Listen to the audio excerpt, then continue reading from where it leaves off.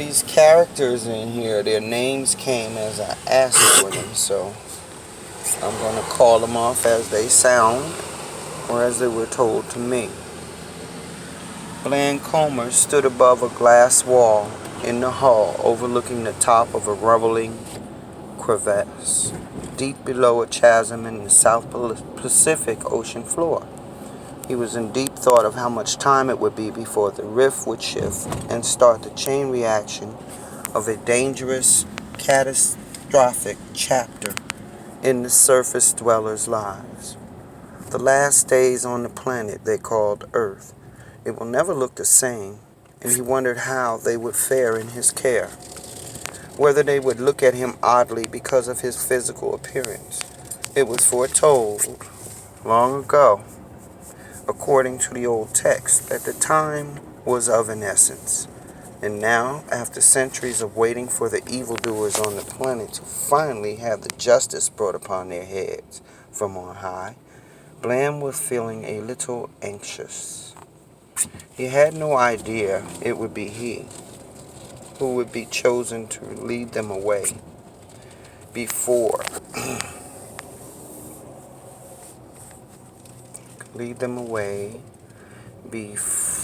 it became too dangerous here on Earth.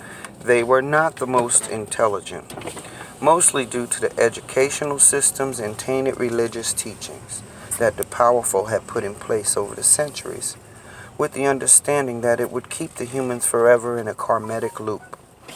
Temptations of material trappings, wealth, and harmful emotions of hate, anger, and lack.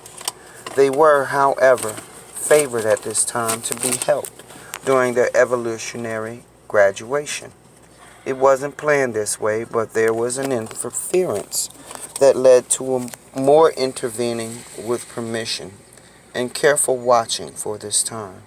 These beings, with the essence, were due for the blessing of truth in abundance, but not until they are taught and then learn their abilities, that they must now do for themselves. Their leaders were not true to them and corrupted themselves with greed and lies and deceit.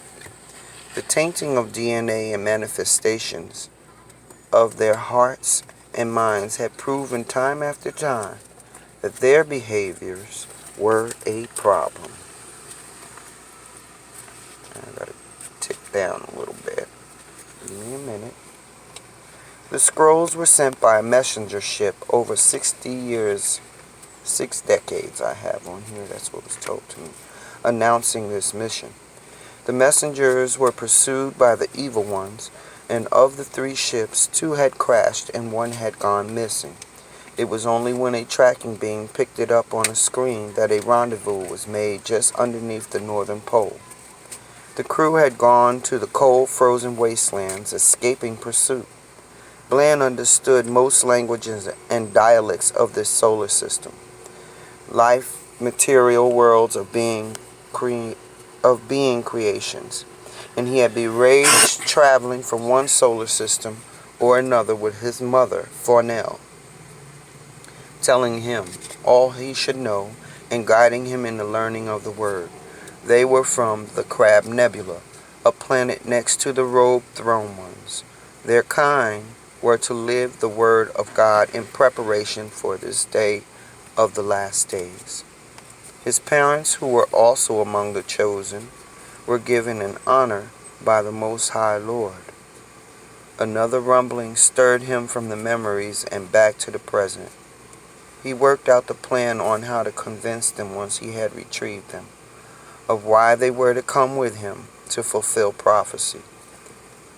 The missing pieces he felt more than heard his mate. Oh, the missing pieces. That's a whole sentence. That came in as one sentence to me. Okay. He felt more than he heard his mate as she came up behind him. Are the other warriors prepared as you are, Brian?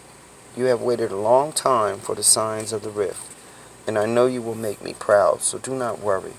He looked into her eyes. Yes, the others await me. Shaza tried not to weep openly, for this would be a dangerous journey for her mate. She would be away from him for the first time since she arrived a little over 4 years ago.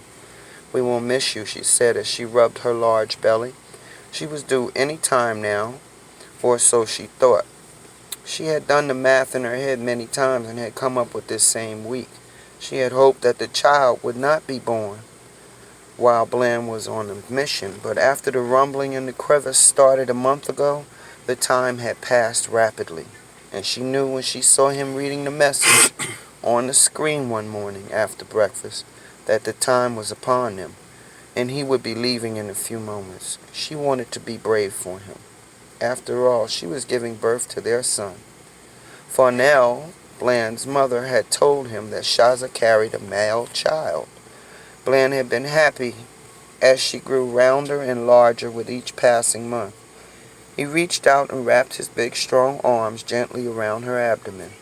He said, "I hope to be here when my son came forth. He shall know true peace in life when he is born." Teasingly, Shaza said, "And how do you know she is not to be a female?" He gazed at her with a lazy smile.